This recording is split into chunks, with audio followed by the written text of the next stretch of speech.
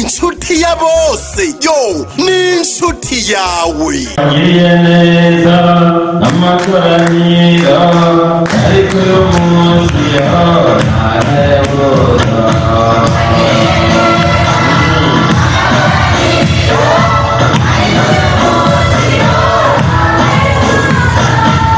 Ngiriye neza amarerere ariko uyu munsi ntarayabona.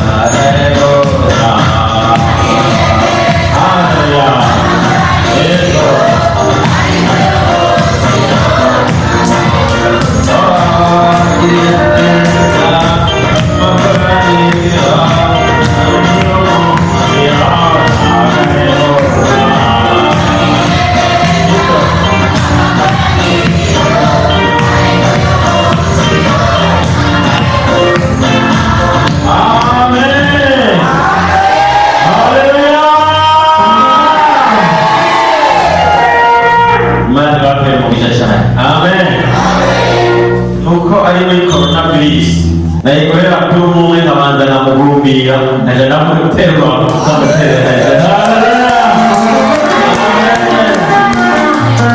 ariko noneho naguteruye mu izina rya Yesu. Amen. Reka noneho gukomera amashyi abaririmbyi. Murakoze cyane kuturirimbira neza. Burya iteka umuntu ni wagiye. Usomye mu gitabo cya Samweli wa kabiri, ariyo mu gitabo cya Samweli wa kabiri igice 9 ugasoma ku murongo wa mbere, uzohasanga amajambo ngo Dawidi yibuka urukundo bakundanye na Yonatani. Uzoca usubira inyuma mu gitabo cya Samweli wa mbere usome ku murongo igice 18 uhere ku murongo wa mbere, uzosanga amajambo handitse yerekana urukundo rwa Yonatani na Dawidi ingene rwaje.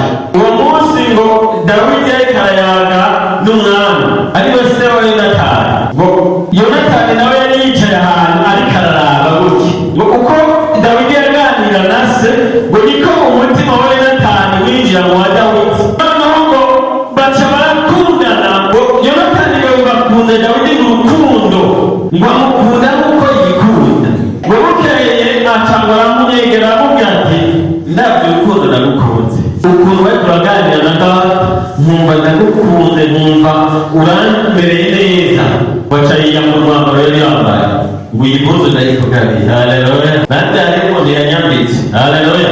Urabona akuntu yiyambuye iya, urabona ukuntu ambaye, mbona kaberewe. Urabona ukuntu ambaye, aha ukuntu ambaye ni umuntu yaje aranyambika guhera hejuru niyo gusi. Haleluya. Urabona neza aranyambika, nawe nawe ukuntu umerewe.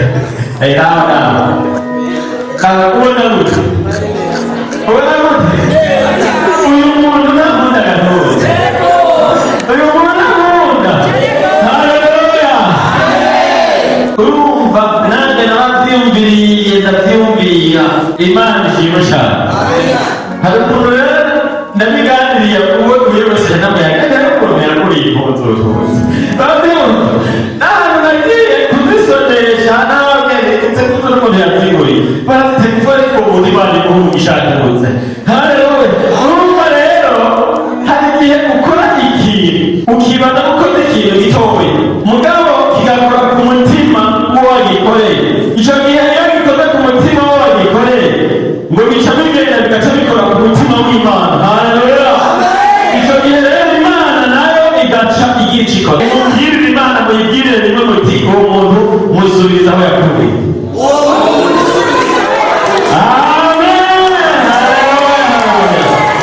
Urumva rero mwisanzwe ndafise gushikanje nkunda gusumba abandi, kandi ariko ntiyabaze gukunda abantu basumbanya si vyiza, mugabo je byarananiye kubera hari umugani w'akanyamasyo urumva ngo vyari kuruzi biriko birajabuka umurongo zababarira byancanze. Hanyuma biri kuruzi w'akanyamasyo karabwira Sikoropiyo, byari kumwe na Sikoropiyo, karabwira Sikoropiyo turabona ahantu hari izuba ryinshi, je ngoma njabuke hariya hakurya urabona kiriya giti cy'ikuka mu munsi yaje. Sikoropiyo ati none hasiga ngaho je ntazi koga. Akanyamasyo ati none gashaka we nyina gutwara mu mugongo ko hamucurya ukanyuma nta kandi ukunze kuja kuko mu mazi twese gusa dutwara usikoropera kuramya ariko kanyamusona kanyamasona ariko nawe byagucanza none no kujya kumuteka ariko zadufashwe sinobikora ahubwo shira mu mugongo ntware hanyuma zishobora kubyubahuka kanyamasona kandi byati kandi n'ibyo basi kuko undiye n'ubundi twakwa twese aturira ngaho nyane ntabwo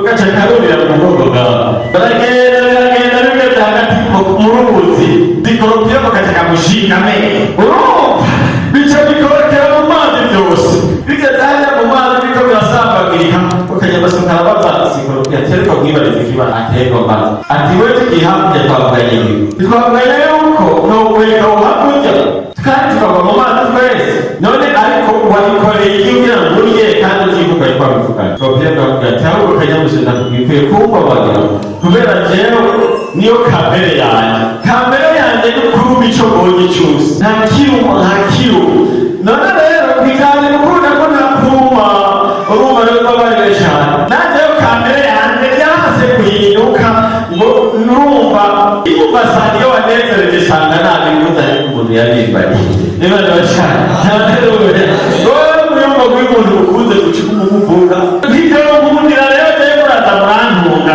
kubera niyo kamere yanjye umushikanje rero cyatumye ndamukunda gusumba abandi yari umuherezi wa mama ariko rero sinamugire neza gusumba abandi mugabo ati wanje kundamuza mu minsi yo kw'ishuri iyo y'ikiruhuko namwe ibihumbi 10 by'itike agakura mu bibiri ayandi agacaza kuyagura urukwavu cyangwa imbere agira impereze yamwira hanyuma umunsi umwe ndanumva mbwira uranze rero burya mbere ntiyabyara ngo izobyara n'iwawe ngo kubera urabona wowe byose nabikuye iwawe gutangura kwitegereza bone kure kabisi kabura suke bamugabira umuntu yatunze aravuga ati none ko naniwe yabimpaye nanjye ndoba no gushimira iyo mpene nagira ngo ari karambere impene irabyara imaze gukura nzavuga arantumye uraza gutora ya mpene yawe ndaja kuyitora bica bituma rero ndamukunda nkuko nikunda rero ari abantu bibaza yuko umuntu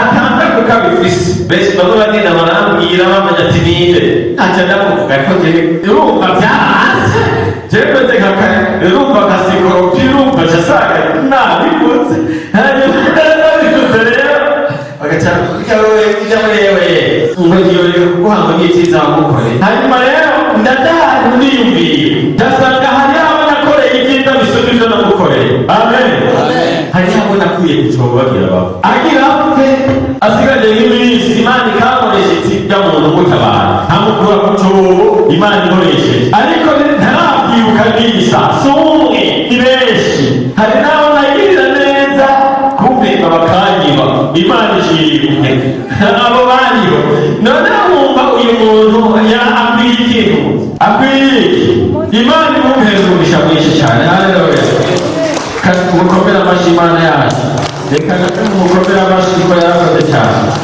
nabonye atakintu namuha nifuza kumuririmbira nabyo birananiye nanone ndirimbo ngo ndayicura bakebya urumva nagenda guhiga indirimbo basi nawuvuza basi muziki kugira ngo basi yumve yuko nanezerewe kandi nawe ufashe kunezerwa ko njyewe ndanezerewe ntabona ukunda doreka kunezerwa uzirabona ubwiza gutya bashe umuziki basi numeze ngira gutya ndawutanga ntababwira gutya yumve ko mvuze ngo wakoze ku nyandiko y'abasore y'ibinasi nasore yatabye yaramwambitse haleluya amen muramuzi mbega muramuzi naze ndahumura ari sinomuvuga naze ndahumura umuntu yaganye imbere gukemura reka yatiye nahagane ndahumura umuntu yajyabitse sore bamurabe sore we tubereye sore urabereye twenga sore twenga yo amen haleluya urakubona neza yasekuza kuba cyangwa ubishimye n'uyu mugabo yitwa Ejeri sinzi ko ari umugabo ariko ari umushinga nawe amen haleluya ariko rero banza murabona icyo yambaye ntawe usa n'iki nambaye ariyumvira ibisubize nambaye mumpera amashisha. Oh haleluya, amen. Hari igihe rero uzokwibaza ngo wahaye ujya muntu ariko uhaye Imana yo mw'ijuru. Nabonye akantu kamwe kuri YouTube, umwana yaririmbye indirimbo mu yayisubiyemo umuntu yari yarayiriye ayibonye aja kuronda wa mwana.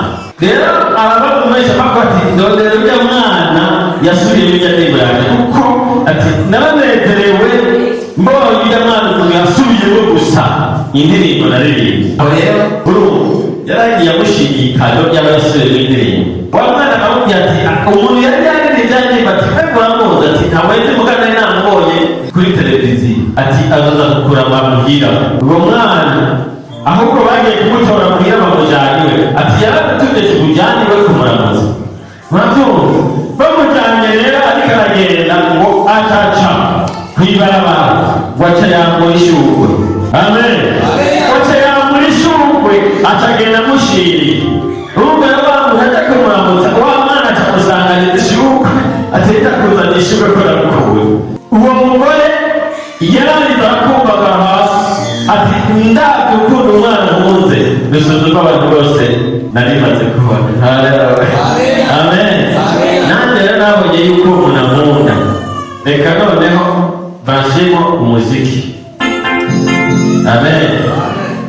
Sinzi kuririmba gusa ugenda yirinde mugabo indirimbo ivuga urukundo Imana idukunda, Yesu yadukunze.